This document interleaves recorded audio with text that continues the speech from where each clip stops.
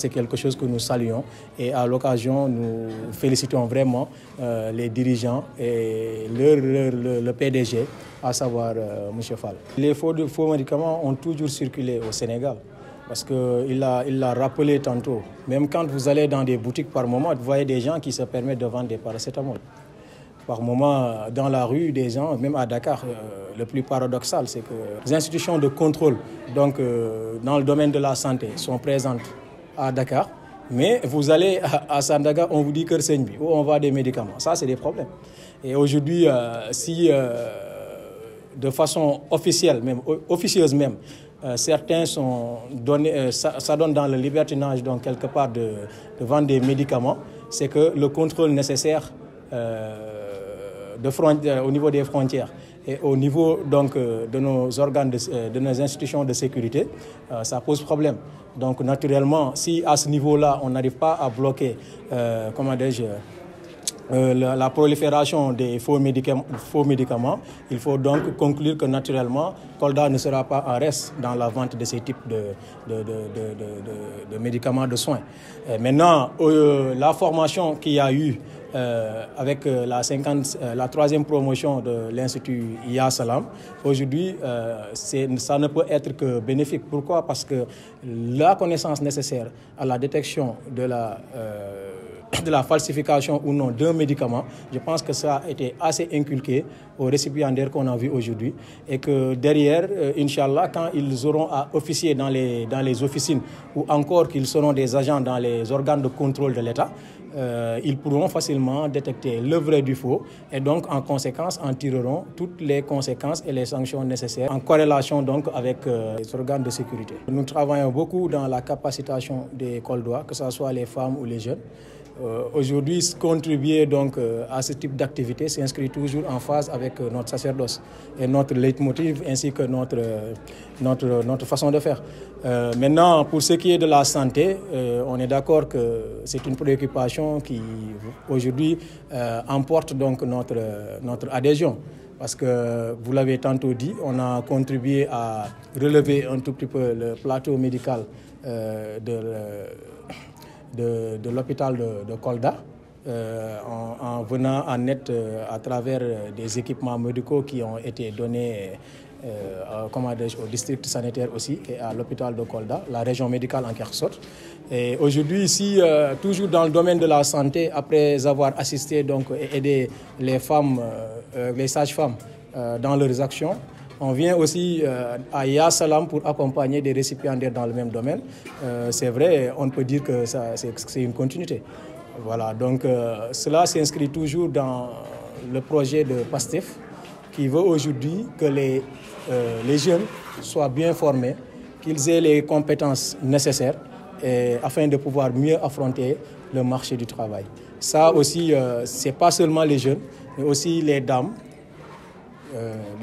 qui aussi sont toujours en formation, que nous accompagnons dans le cadre des formations, dans l'artisanat et tous les domaines qui peuvent leur donner des compétences et que demain, cela facilitera le travail au président Bassirou Diomaye Faye dans la création d'emplois. Aujourd'hui, nous venons de boucler la troisième cérémonie de graduation de l'Institut Santé Ya Salam.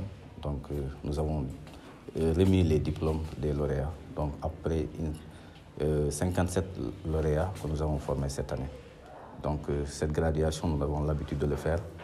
Comme je le disais tantôt, c'est pour en fait remettre les diplômes devant les parents pour montrer que aussi leurs enfants ont fait des efforts pour recevoir ce parchemin. Comme quand nous sommes revenus à Kolda, nous avons fait le tour des pharmacies, nous avons trouvé que beaucoup de vendeurs en fait n'avaient pas fait la formation. C'est-à-dire ce sont des vendeurs qu'on a pris et qu'on formait en même temps au niveau de la pharmacie. Donc nous avons étudié le terrain et nous avons jugé nécessaire de créer cet institut qui pourra vraiment contribuer à la formation des personnels qualifiés, surtout au niveau de la région de Kolda. C'est comme ça qu'est née l'idée et nous avons cherché notre autorisation, nous l'avons obtenue et nous avons démarré en 2022 exactement. Donc on a sorti 2022 une promotion, 2023 une promotion et 2024 une troisième promotion. Et depuis lors, nous avons reçu vraiment des pharmaciens nous ont dit que vraiment l'école a beaucoup contribué surtout parce qu'eux, auparavant, ils ne pouvaient pas laisser en fait comme ça la pharmacie et voyager. Mais depuis qu'ils parviennent à recevoir des étudiants formés par rapport à la vente en pharmacie, donc maintenant, ils peuvent voyager tranquillement et laisser ces vendeurs-là dérouler correctement le travail. Nous avons d'autres filières cette année. Il y a secrétariat médical, parce que ça aussi, on a fait l'étude et on a trouvé que beaucoup de médecins ont eu des secrétaires, mais ce ne sont pas des secrétaires médicaux en fait. Donc ce sont des secrétaires, certains sont des hommes, d'autres sont des femmes, donc qui sont comme ça pris et mis là-bas. Donc nous avons jugé nécessaire aussi de créer cette filière-là qui est secrétariat médical pour pouvoir former ces gens-là qui vont vraiment aider le médecin surtout à la prise de rendez-vous, surtout au niveau des dossiers des malades. Tantôt l'invité d'honneur l'a dit, le professeur Boubacar Fall, donc lui il connaît bien les faux médicaments parce que quand il parle de faux médicaments avec le nombre que ça fait, le nombre de décès que ça fait chaque année, donc je pense que nous avons à quoi être peur de pouvoir vraiment lutter sur tous les faux médicaments. Et donc ça, je pense que c'est l'affaire de tout le monde. Tout le monde doit lutter. Tout ce qui est faux médicaments, tout ce qui est médicaments de la rue, nous ne devons pas laisser nos parents acheter les médicaments au niveau de la rue. Nous ne devons pas encourager des gens à trafiquer des médicaments et les revendre. Tout médicament doit être vendu à l'hôpital avec certification. Donc ça, je pense que c'est un appel que l'invité d'honneur a fait et je pense que cet appel sera entendu par tous les agents de santé. Vraiment, depuis que nous avons commencé à sortir des promotions, nous avons eu des bons retours. Donc, des gens qui recrutaient des personnes, des neveux comme ça, sans faire la formation, ils ont commencé à arrêter ça. Ils ont même demandé à leurs anciens employés de retourner à l'école. Donc, parce qu'ils ont dit que comme il y a maintenant une école qui forme ça, nous n'allons pas s'engager à prendre quelqu'un qui n'a pas fait vente en pharmacie et prendre pendant 5 ans, 6 ans à lui former. Parce que si quelqu'un est formé sans passer au niveau de l'école, souvent c'est le pharmacien qui prend tout son temps à lui former. Donc voilà, le médicament, c'est comme ça, donc c'est comme ça. Donc ça prend beaucoup de temps. Donc le retour qu'on a eu, c'est bon. Les étudiants formés sont en train de travailler et vraiment, j'espère bien qu'ils continueront de faire le bon boulot.